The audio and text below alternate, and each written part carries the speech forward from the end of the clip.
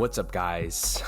First of all, I want to thank you so much for listening to the podcast. I started the podcast back in 2020, around August, I think. So it's been over a year.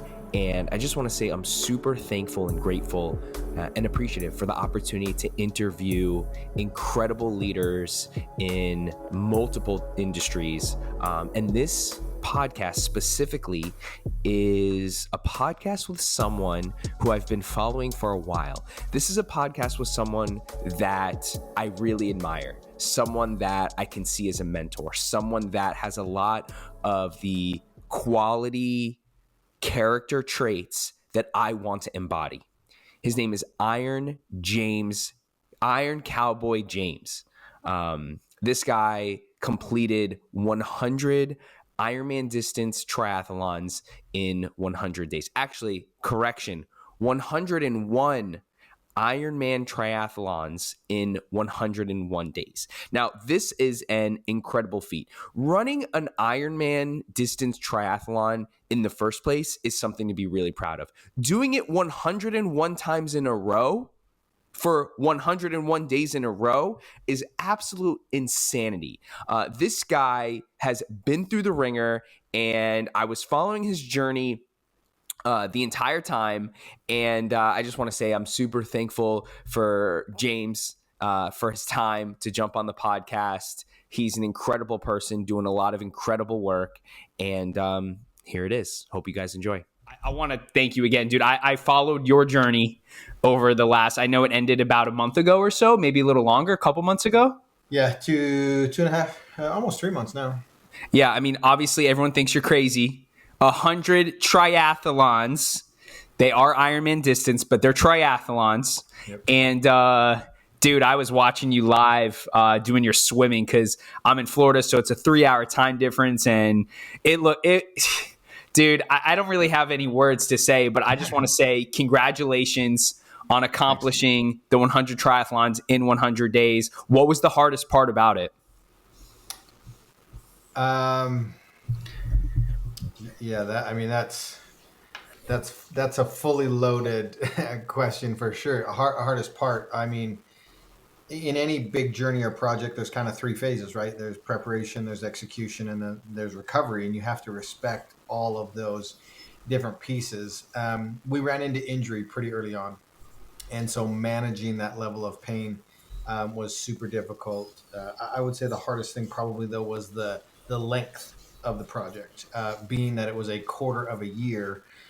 Just mentally and physically to do anything for that long is super challenging. I mean, you take a look at the program 75 Hard by Andy Frisella, and most people fail because it's 75 days of just doing simple tasks. It's a time management type of program.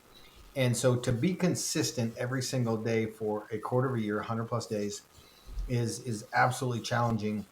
And what people don't realize is it's just not the swimming, biking, and running part of it. That is a huge piece of it, but it's literally 24 hours a day, 7 days a week, because there's the recovery, there's the nutrition, there's the logistics, there's everything that's going on behind the swim, bike, and run part of it that is extremely challenging. And so hardest part was it was 100 days long. 100 days. What, obviously the preparation, the consistency, the fueling, the nutrition, having your family behind you, supporting you, all those are huge factors. But if there's one reason, if you had to pick one reason, okay, that you were able to accomplish this, because, somebody else, might go out there and do this also, right? People think Ironman, and we won't talk too much about Ironman. And when I say Ironman, I mean the distance. It's hard, but it's not that hard, man. It's really not that hard. If you are consistent in your training and you have the mental fortitude to push through the pain, anybody can do it. Because when I do my Ironman races, there's 300-pound, 60-year-old men that are passing me on the bike. There are 80-year-old, 80-pound women that look frail as a freaking stick on the side of the road that are passing me on the bike. And I'm 31 years old, 160 pounds. I got a shredded 6-pack, and I train every day. So there's something going on there that's missing. And when I tell people that anyone can do it, anyone can fucking do it. But what is the reason? What's your strongest skill set that allowed you to accomplish the 100 triathlons in 100 days? Yeah, I think it's what you just said. It's the consistency leading up to it. Because like you said, anything is possible, and anybody can do an Ironman if they make certain sacrifices in their lives, they show up on a consistent basis, and they do the work. Mm-hmm.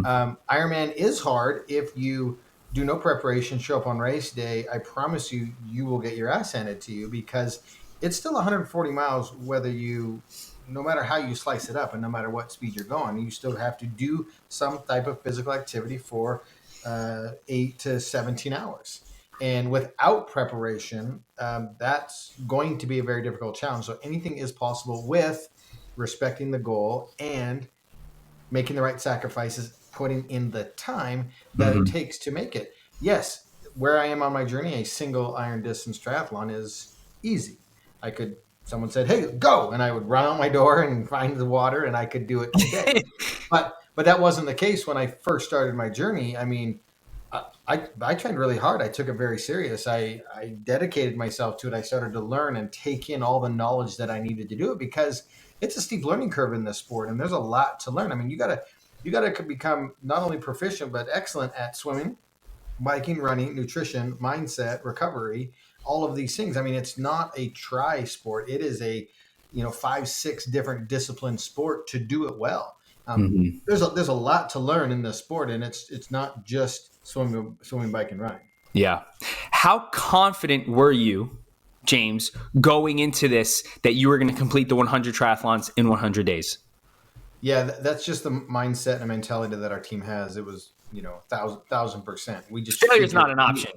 yeah, failure is not an option. We figure out a way to do it, and based on the amount of experience that we had, it was just a formality of how the 100 is and what they looked like. I went into it vastly undertrained, because the pandemic hit and the world shuts down, and that's when we started to conceptualize the 100. And then we were going to do it the fall of 2021, and we moved it up to March. And so I legit had, from out of shape to attempting the 100, I did a 4-month training camp. And that's a huge reason why you think, I'm as good as I was in high school. All those guys that are like, no, I'm in my 40s. I'm like, bro, you're not as good as you were because you haven't put in the time. And I had taken 6 years off because my focus had shifted to speaking and traveling around the world and coaching athletes and putting on events and all these kind of things. And so I got to the point where I still felt like me, normal me, but I hadn't been putting in that time, that work, that effort. And so I solely relied on past experience and the power of my mind to get me through.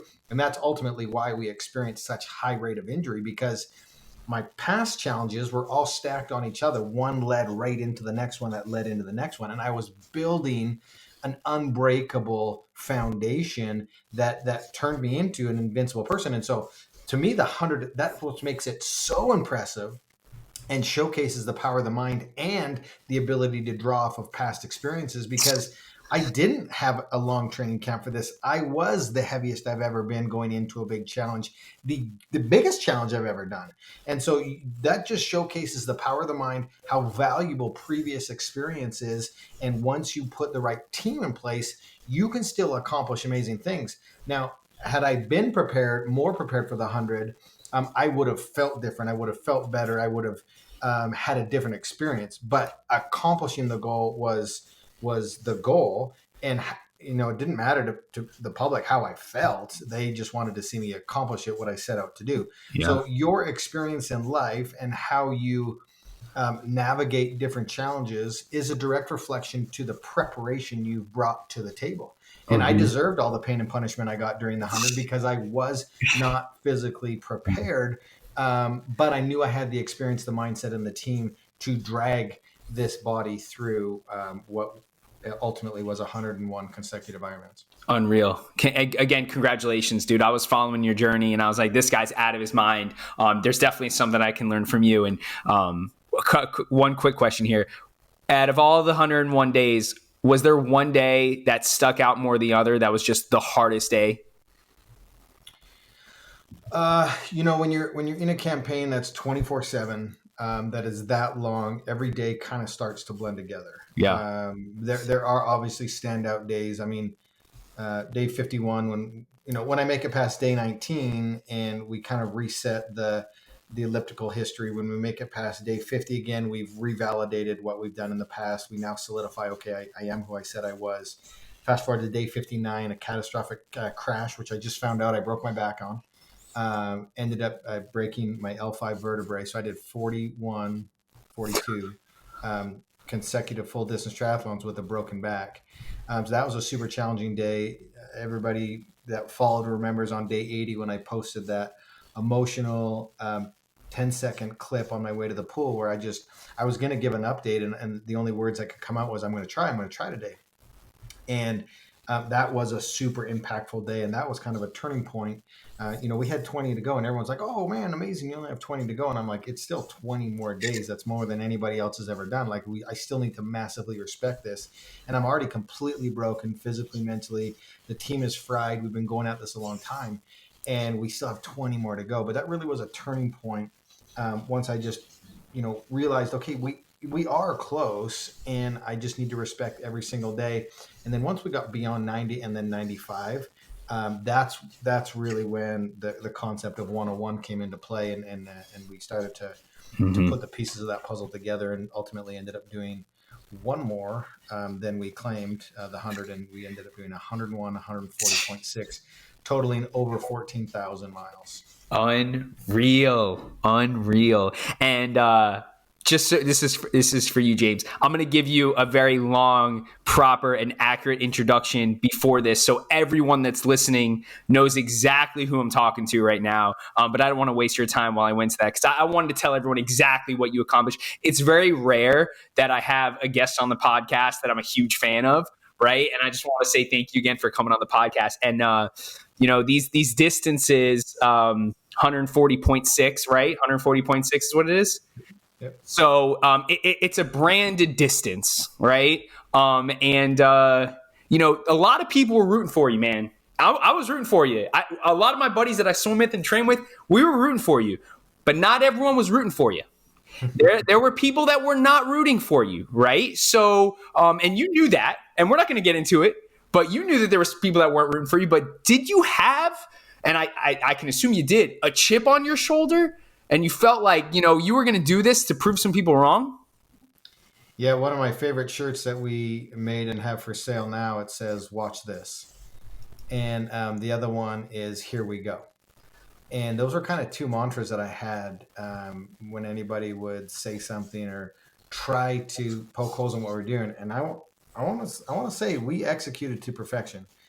Every step, every pedal stroke outside, covered every distance. Rain, sleet, hail, snow, extreme winds. I mean, you name it. And not a single person out there can say we didn't do this. We have so much evidence. And I love that shirt. Watch this. And that kind of became my mantra. And when I was struggling the most, I'd have to take a moment, reset, evaluate the pain. And then the wingman and I would go, here we go. And we would start moving again. And we would allow ourselves those short moments to process what was going on, but then get right back to the task. And so those are kind of my two like, I got a chip on my shoulder, here we go, and watch this shirts. So a little bit of a chip, but I love that we got to show everybody who we were, who we know we are, and who we've said we have been for the past decade. And the hashtag behind this campaign was leave no doubt and defy logic. And I think that is great advice for anybody on the journey that they're on, is like, look, you've got to be doing this first and foremost for you, for your team, your family. And you have to do something that leaves no doubt on who you are, what your legacy is, what you stand for, and then go out and do something that defies logic. Your goal isn't significant enough until people say that can't be done. And when I know I've reached the right challenge, when people come back at me and say that can't be done, and I'm like, okay, here we go, watch this. And I love that. And I think it's just the right amount of swagger, the right amount of FU, but then back it up. Don't tell me you're going to do something. Show me you're going to do something. Mm-hmm. And I think at the highest level, we showed people what we were going to do, and we did it. Uh-huh. Well said. Well said right there. And it was well said in the time as well, man. Not that my opinion matters to you, but I think you handled everything fucking perfectly. And you don't have to say much, bro. You don't have to say much. You're going to show them. You say, let's go watch this, right? And you proved all the haters wrong, and you proved all the doubters wrong. And this is just another stepping stone in your journey. So what's next for Iron Cowboy? Yeah, I'm obviously just new coming off of the Conquer 100. We're still only 3 months away.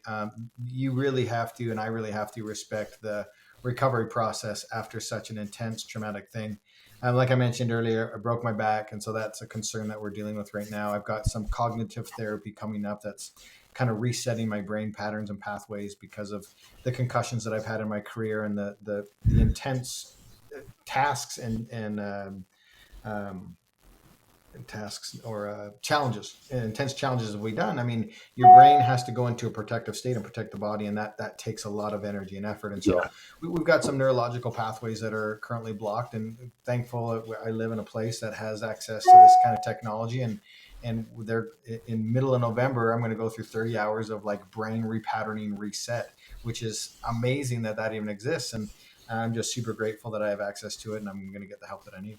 Amazing. Prior to the 101 triathlons, what were some of your, and still are, some of your non-negotiable self-care tactics? Whether it's triathlon related or just feeling good related. What are some of your favorite self-care tactics or non-negotiable self-care tactics? Yeah, the two biggest ones to me are muscle manipulation massage.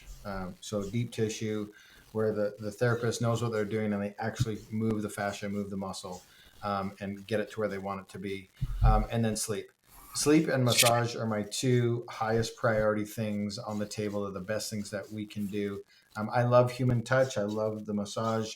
I can kind of check out, or if I'm doing like roll work or therapy gun work, I'm still having to do that and exert energy to get the recovery. And so I prefer help from someone else to do the stretching and the muscle manipulation. And then obviously sleep is number one on that priority thing. If we can, you hear some of these gurus and whatnot, like I get up at 4 and I crush it till midnight and I work at 4.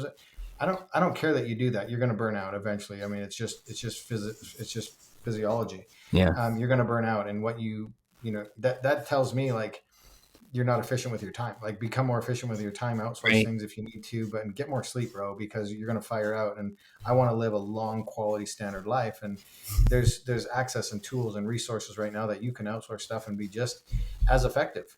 And so that whole grind until you die hustle, what I'm just like, I don't want any, I'm not a huge part of that. Trust me. I hustle hard. I grind hard. And I work hard. I also play hard and I have a lot of relaxation moments and fun and vacations with my family and all that's important. And so I don't adhere to that guy that's like, wake up at 4 and burn it till 2 a.m. and then get 2 hours of sleep. And then if you really want it and crush your goals, I'm just like, whoa, Dude, you are just going to be a dumpster fire soon. not sustainable long term. Not sustainable. And like, is that guy even focused at work? Busy and productive are two completely different things. And it's ironic that you said sleep. I think that has to be the most important self-care tactic. That's when we recharge. That's when our body allows itself to recover and do all those amazing things that it does. And you obviously know a lot about that when it comes to neuroscience and brain work and all those types of things. And dude, Iron Cowboy. So let me ask you one more question. So you proudly partnered with Operation Underground Railroad, right? Yep. And this is something that isn't talked about as much as it should. So tell us a little bit about that and how my audience can support you and get involved. Yeah, Operation Underground Railroad, OUR, unbelievable charity. They have a goal and a mission to eradicate human sex trafficking and human slavery. And it's shocking that in coming to the end of 2021 that this still exists in our society. And I've got 5 kids, 4 daughters, all teenagers, and a son. And you start looking around and going, okay, there's kids out there suffering and trapped and enslaved and doing unthinkable things. And this organization does sting operations and takes down the bad guys and helps these kids post trauma and gets their therapy that they need. And I was like, I want to do whatever I can to help them eradicate that. And so just set out on a mission. We ended up raising $500,000, which was amazing. That's probably the thing we're most proud of, is that the lives that money will go and save, and the impact that can have. And I say it all the time that I have the gift of suffering, and that suffering gives other people hope, and that money is going to be used to give enslaved human beings hope, and a future. And that's satisfying enough for me. Amazing. Iron Cowboy, dude, you are, and you know it.